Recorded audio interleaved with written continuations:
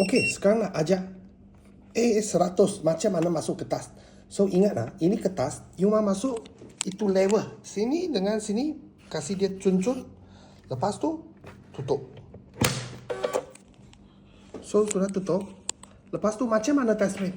So kalau test print, tekan atas ini button.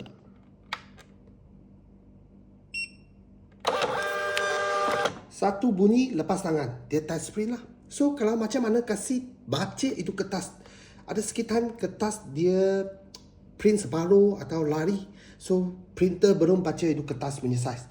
So mau bagi dia baca kertas punya size, tekan atas button. Bunyi nombor 2 lepas tangan. Ini macam dia sudah baca ini kertas punya size.